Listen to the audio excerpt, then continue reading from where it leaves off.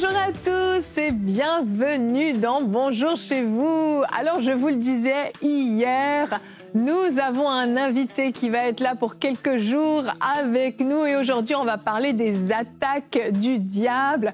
Eh bien, il fallait forcément un invité spécial pour traiter de ce sujet. Qui d'autre que Monsieur Badaboum, le pasteur Marcel Poimenon. Salut Marcel. Merci, au plaisir d'être là et on va passer une semaine formidable ensemble. Oui. Et je me réjouis, merci pour cette invitation, ça va être bon et c'est du badaboum. C'est du badaboum, c'est du badaboum. On est ravis de t'accueillir Marcel. On le disait, ça fait longtemps. Et en plus, ces émissions, on les avait prévues depuis longtemps. Et finalement, tu n'avais pas pu venir. Je ne sais plus trop ce qui s'est passé. Mais j'avais tellement hâte qu'on traite de ce sujet. Et toute la semaine, en fait, ce sont des sujets qui collent vraiment à qui tu es, à ta personnalité, mais surtout à ce que tu portes comme onction. Pour ceux qui ne te connaissent pas, eh bien oui, il y en a peut-être. Je vous présente Monsieur Badaboum. Pourquoi je dis ça? Parce que Marcel est l'animateur de l'émission Badaboum, qui est diffusée une fois par mois. Et c'est une émission, pourquoi on a appelé ça Badaboum? Parce qu'avec toi, ça bouge, Marcel. C'est pas juste humainement que ça bouge, c'est spirituellement que ça bouge. Ah, c'est ça, quand on dit bada, boum, c'est-à-dire bada, c'est grand, et boum, c'est comme le bing-bang, l'explosion. Donc c'est le tout à coup. Amen, amen. Merci. C'est un honneur vraiment de t'avoir dans Bonjour chez vous. Comme toujours, sois le bienvenu et sois libre sur ce plateau. Merci vraiment. beaucoup, merci beaucoup. Et donc aujourd'hui, Marcel, tu vas faire une rubrique Conseil du coach. Comme je disais hier en terminant l'émission, c'est un thème qui te colle. Tu vas nous dire comment vaincre les attaques du diable. C'est bien ça? C'est ça. Et pour qu'on puisse justement, quand on est attaqué souvent, on est perdu, on est un peu en souffrance, on voit comme un grand défi. Donc avec la grâce de Dieu, aujourd'hui nous allons partager cela et vous allez sortir et vaincre et réussir et aller plus loin au nom de Jésus. Amen, amen. Alors ouvrez vos cœurs, tenez-vous déjà dans la foi de ce que le Seigneur va faire et on va commencer tout de suite avec toi ma chère Aurélie dans la pensée du jour.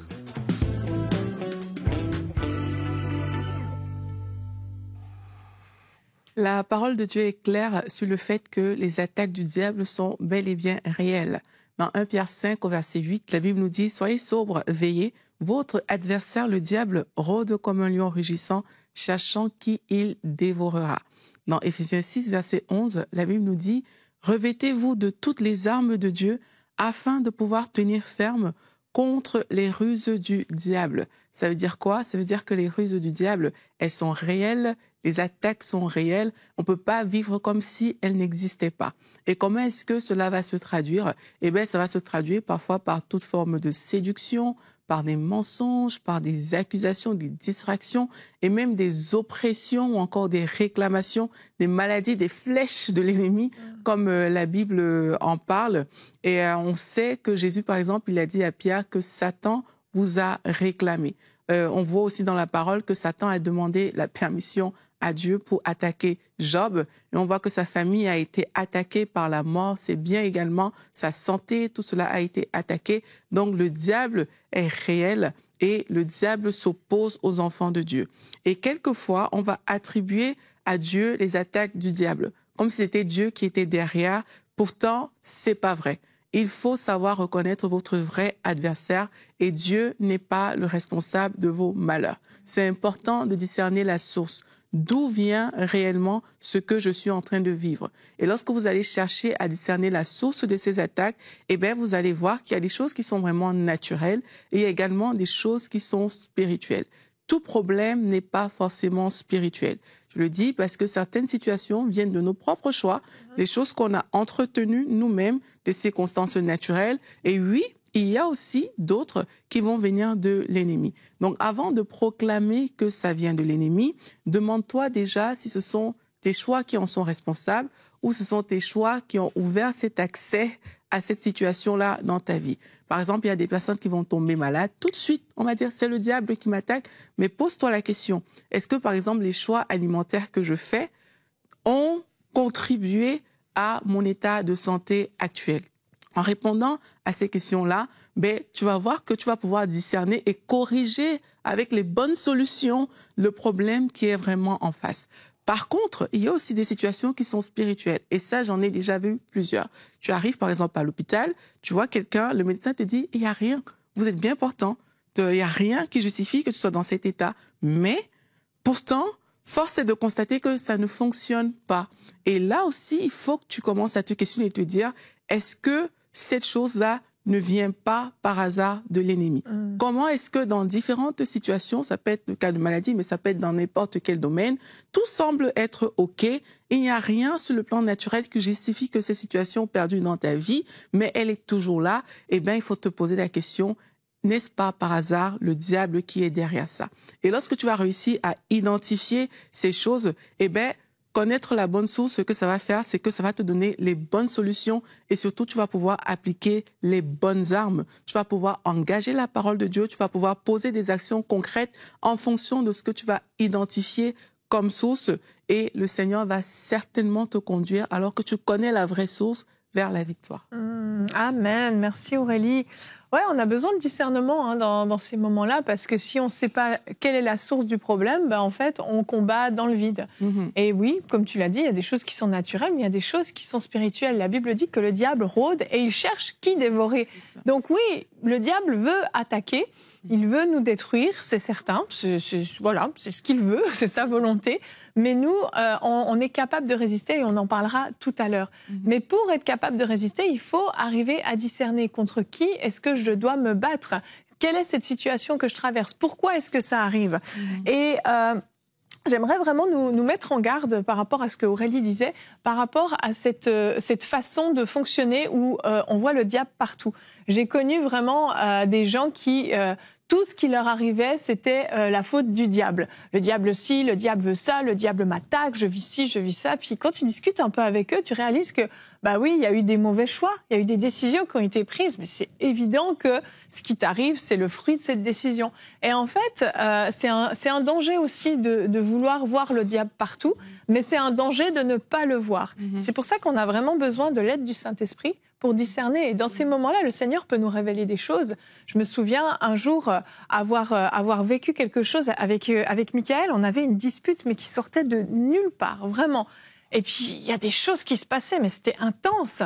Puis, je suis descendue à un moment donné. J'ai dit, il faut que je prenne du recul. Je ne comprends pas ce qui nous arrive. Et alors que j'étais là, en train de me poser des questions, je me souviens, j'ai vu mon reflet dans la vitre du salon. C'était la nuit.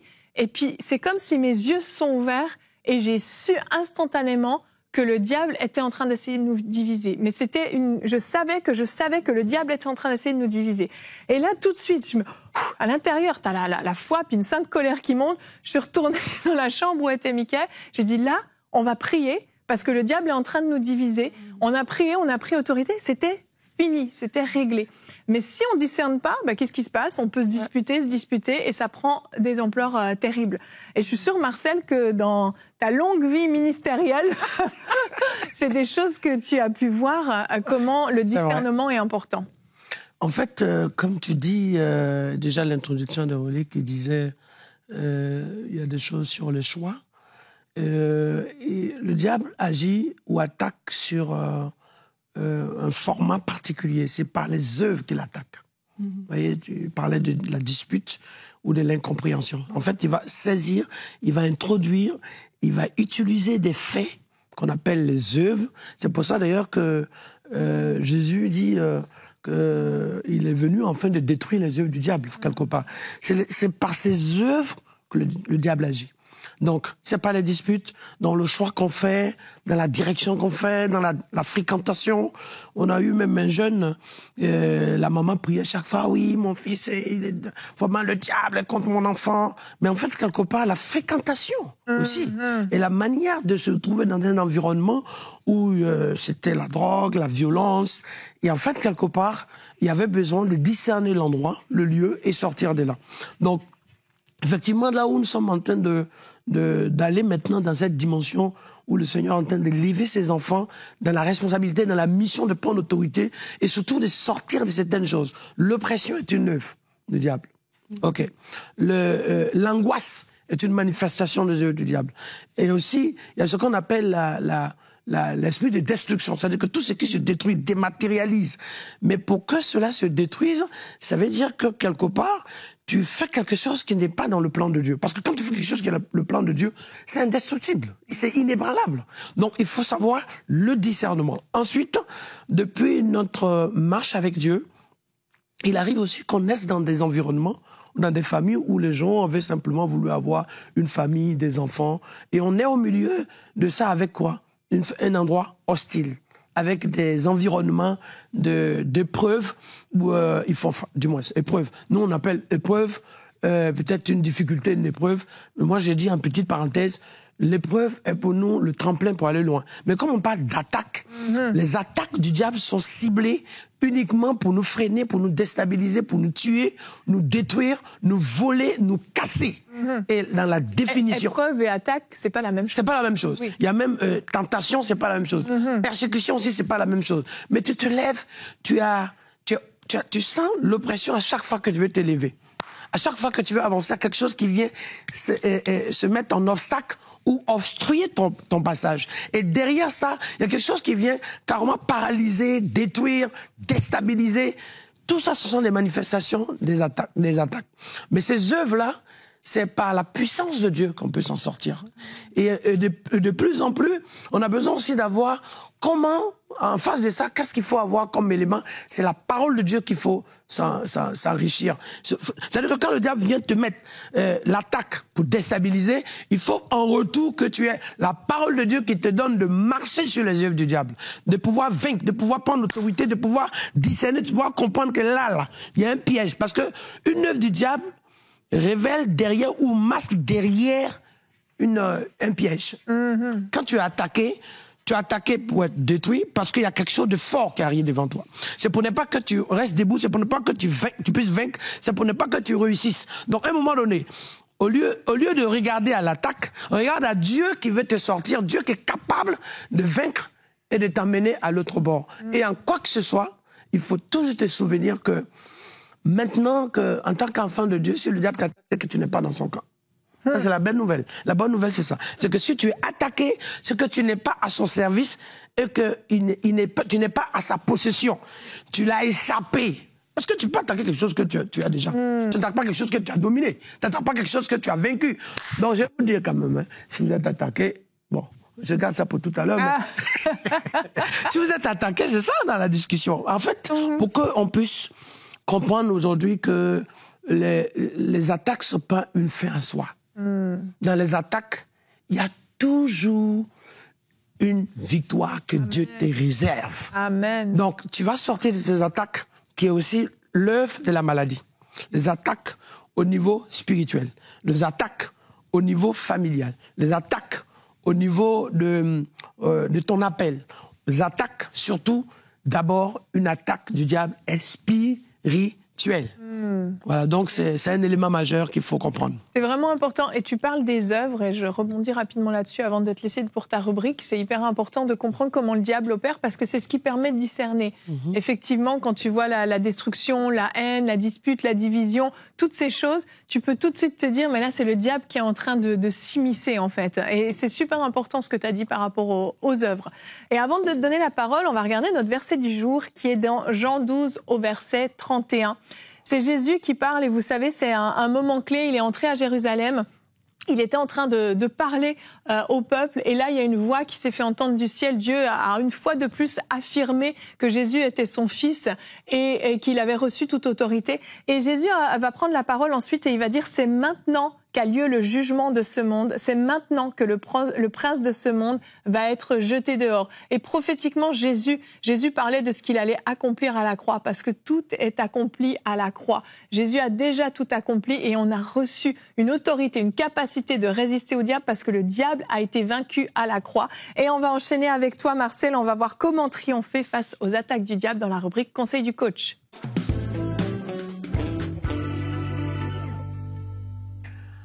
Alléluia, soyez bénis à cet instant. Vous savez, pour vous donner les conseils, les clés, les éléments pour pouvoir vaincre et réussir dans les moments difficiles de vos attaques. C'est-à-dire, chaque enfant de Dieu qui avance, qui évolue, et que surtout il y a une destinée, une promesse, à un moment donné, se retrouvent confrontés à ce qu'on appelle des attaques, des obstacles, voire souvent des difficultés. Et ça part du désert, ça part aussi de la noyade, ça part de tourbillons du vent, ça part jusqu'au feu à traverser, ça part jusqu'à la rencontre avec les lions, ça part jusqu'au fait que par moments on se retrouve être oppressé. Vous voyez les différentes manifestations, il y en a au moins jusqu'à 24. Donc juste en introduction, les essentiels, les éléments clés les plus courants que nous pouvons voir ensemble, c'est que nous avons vu les attaques avec les amis de Daniel, on a vu Daniel lui-même, on a vu David lui-même aussi qui a été secoué, on va voir plus loin même les attaques que vont subir. Jésus même a été attaqué dans sa vie, attaqué mais dur, voyez. Mais ce que vous devez savoir, c'est que Satan utilise ce qu'on appelle les œuvres. Regardez autour de vous, regardez dans votre marche. Lorsque vous vous levez pour avancer, lorsque vous vous levez pour pouvoir aller loin dans votre marche, et surtout dans vos projets, dans votre marche avec Dieu, dans votre vie avec Dieu, dans votre relation avec Dieu, quelles sont les choses qui tiennent ou qui vous empêchent, qui vous arrachent, qui essaient de vous bloquer? Il faut les noter. Ça vous permet d'identifier ces éléments-là. Parce que une fois que vous les identifiez, vous allez voir que ce sont des choses souvent qui se manifestent à la veille des grands moments de votre vie. Si c'est un mariage, si c'est une réussite scolaire, si c'est un concours, si c'est un rendez-vous professionnel, si c'est votre appel, si c'est votre avancée, votre consécration, vos retrouvailles, si c'est aussi votre progression financière, etc., etc. Vous allez voir, la veille de ce moment précis, c'est là que les attaques se manifestent. Les persécutions se manifestent beaucoup plus tôt, parce que ça vous décourage à ne pas avancer. Mais les attaques sont précises pour interrompre brutalement dans votre vie, dans votre santé. Ça touche tous les points qui sont les points vitaux de votre vie. Ce qui peut vous donner une assise. Ce qui vous permettre d'être heureux, d'être épanoui, d'être vainqueur, de faire des percées. C'est là de façon ciblée. Même votre sommeil, vous vous retrouvez à un moment donné, vous avez des attaques, des oppressions spirituelles qui peuvent passer à la dépression, qui peut aller jusqu'à le plus haut de la dépression, c'est la folie. Et ça fait créer ce qu'on appelle des maladies, schizophrénie ou bipolarité, j'en passe. Mais les attaques sont faites, on a l'exemple même de Matthieu chapitre 17, lorsque, de façon plus claire, cet homme vient avec son enfant auprès de Jésus. Il dit, mon enfant, à chaque endroit précis, comme l'eau ou le feu, il y a quelque chose qui se manifeste pour pousser l'enfant dans ces endroits-là pour le détruire, ce que je disais tout à l'heure. Donc, à partir du moment où un démon calcule comment choisir à des endroits, pas sur ton lit. Pourquoi il ne te pousse pas sur ton lit? Pourquoi tu ne te couches pas sur ton fauteuil pour que tu sois relax? Pourquoi c'est dans le feu qui veut te pousser pour te détruire? Pourquoi c'est dans l'eau qui veut te pousser pour que tu te noies? C'est parce que les attaques consistent à utiliser toute forme de choses. Ça peut être la voie de la maladie, un AVC, un arrêt cardiaque, ça peut être le cancer, le diabète. Tu es en bonne forme, tu es bien. Il y a un moment donné, blam, tu es attaqué. À un moment donné, ton corps lâche. À un moment donné, ton cœur... Alors, on peut justifier scientifiquement que c'est ci ou ça, mais c'est une attaque dans le sens que ça se manifeste à un moment donné de ton élan et de ta progression spirituelle. Donc, c'est ce qu'on appelle, ce sont des actes qui sont posés de façon précise à atteindre, à déstabiliser et à détruire ta vie. Donc, il faut aussi comprendre comment vaincre ça. Jésus est venu pour nous donner la force. La Bible dit que le Fils de Dieu est apparu. C'est-à-dire qu'il est venu, sa mission première, c'est de sauver, c'est d'aimer le monde, de sortir l'humanité de son désarroi, sortir l'humanité des ténèbres, être la lumière du monde. Ça, c'est un élément. Deuxièmement, le Fils de Dieu est venu afin de nous donner une nouvelle identité. L'identité qui avait été volée depuis le Jardin d'Éden, qui nous donne d'être dans la honte, dans la peur, dans le doute, dans l'incapacité. Le Fils de Dieu est venu pour nous redonner la capacité de saisir les choses, de nous remettre en position de force, de nous donner, de retrouver, de récupérer les clés qui nous avaient été volées. Pour que tout ce qu'on lira sur la terre soit lié dans les cieux. Mais ce sont des choses qui ne sont pas seulement des versets bibliques. J'entends beaucoup de gens dire, ah oui, on met les versets devant les portes et on récite quelques psaumes, ça nous fait du bien. Non, non, non, non, non. Quand on est face aux attaques, il y a une seule chose, il faut avoir les armes qu'il faut. Amen. Les armes, Éphésiens chapitre 6, il faut avoir les armes. La première arme, qui est le minimum qu'il faut avoir, il faut le casque du salut. Le casque du salut permet d'avoir la paix, la tranquillité. Deuxième arme absolue, il te faut avoir la cuirasse. La cuirasse au fond de toi, te permet d'avoir la justice de Dieu. C'est-à-dire que c'est Dieu qui te justifie, c'est Dieu qui trouve utile, essentiel de faire de toi son enfant. Lorsque tu as la cuirasse, même le coup que tu t'entends pas, ou qui passe, qui traverse, ou ce que tu subis sur ton chemin, lorsque ça vient te secouer, tu restes blindé, tu restes tranquille, tu restes en place au nom de Jésus. Troisième point, il te faut avoir l'épée de l'esprit. L'épée te permet de pouvoir aussi tirer, toucher, couper et repousser ce qui est devant toi. L'épée identifie. Lorsque tu as l'épée qui est la parole de Dieu, l'ennemi, c'est qu'il peut mentir, il peut essayer de passer par des moyens, des ruses, mais tu sais qui tu es. Tu sais qui tu es. Tu sais l'ignorance. Quand tu sais pas qui tu es, tu peux pleurer, tu peux penser que tu es quelqu'un d'autre alors que tu ne l'es pas. Mais quand tu sais qui tu es tranquille parce que tu sais que celui qui t'entoure est plus grand. C'est pas juste des versets, des termes, mais parce que cette identité-là t'est attribuée. Et c'est Dieu qui a voulu le faire ainsi. Et si Satan a un problème ou quelqu'un a un problème, mais qu'il aille voir Dieu. Mais c'est pour ça que pour d'autres, sans être malade, tu peux mourir. Mais toi, avec des maladies les plus graves, tu tiens. Pourquoi? Mais parce que le Seigneur n'a pas encore dit son dernier mot. C'est ce qu'on appelle la parole de Dieu. Deuxième, il faut avoir le bouclier de la foi. Il faut avoir une foi tranquille. Parce que lorsque le diable t'attaque, que tu as le bouclier se forme en sécurité. C'est comme une couverture qui te protège. La terre, par exemple, il y a un bouclier qui fait que lorsqu'il y a des choses extérieures qui viennent, ça crame. Lorsque tu es dans le bouclier de Dieu, lorsque tu as le bouclier par la foi, en fait, c'est une manifestation surnaturelle qui te tient et qui fait que par moments, même quand tout le monde pense que tu vas tomber, que tu vas plus te relever, mais on dit, waouh, comment il a fait pour tenir? Mais c'est le bouclier, c'est ta foi. La foi est une ferme assurance des choses qu'on espère. Donc tu as la ferme conviction que ce que tu vis, un jour ça va cesser. Ce que tu traverses va passer derrière toi. Ce que tu es en train de vivre, les coups, les flèches que tu reçois, ne pourront pas t'atteindre. Pourquoi? Parce qu'il y a la main du Tout-Puissant. Parce qu'il y a la faveur de Dieu, parce qu'il y a Dieu avec toi, parce que l'Éternel est ton Père, parce que ton Créateur ne t'a pas abandonné, même quand le monde t'abandonne, même quand tes forces t'abandonnent, même qu'à un moment donné, ton éducation passe à côté, mais même quand ton équilibre ne tient plus, mais même quand tes pieds sont fragiles, même quand tu tombes, parce que tu ne sais plus sur quoi t'appuyer, l'Éternel est avec toi. Et un point, après, il faut avoir la ceinture de la vérité. Je cherche pas à être forcément être vrai avec les gens, je cherche à être vrai avec Dieu. C'est ça, en fait, que le diable voit quand il arrive. Et je vais dire une chose, hein. En vérité, je vous le dis. Ça veut dire que quand il dit en vérité, première vérité, c'est pour toi. Deuxième, c'est pour que dans les cieux, ça soit manifesté. Troisième, c'est ce que sous la terre, ça soit manifesté. Donc, quand tu vis dans la vérité, mon frère, même si tu ne peux pas te justifier, même si on vient que tu n'as pas assez de mots, tu ne sais pas comment t'expliquer, tu es quelqu'un qui est calme, le Seigneur connaît la vérité de ton cœur. Il connaît le fond de ton cœur. La Bible dit quoi? Ne regarde pas sa taille, car l'homme regarde ce qui frappe aux yeux. Dieu regarde le cœur. Donc, ce qui frappe aux yeux, c'est quoi? C'est que l'ennemi regarde l'apparence. L'ennemi fait tout par la forme, mais Dieu fait tout par la profondeur. Donc, face aux attaques, c'est pas la peine de vouloir prouver aux gens, oui, je suis fort. Non, c'est Dieu qui est fort en toi. Et en dernier, il te faut avoir les bonnes chaussures, parce que c'est là que les pics se cachent. Quand tu poses tes pieds, quand tu te lèves le matin, quand tu vas aller au travail, là où tu vas passer, tu ne sais pas quels sont les dangers, tu ne sais pas quels sont les liens, les malédictions, la maison où tu habites, tu ne sais pas déjà qu'est-ce qui a été fait, enterré. Mais c'est tout ça. Quand on dit maison en T, maison en B ou en Z, mais ce sont des endroits souvent qui sont dédiés à des pratiques. Et toi, tu sors de nulle part, tu arrives avec ton bon cœur, tu confies la maison au Seigneur, mais plus que confier la maison, il faut demander à où est ta maison.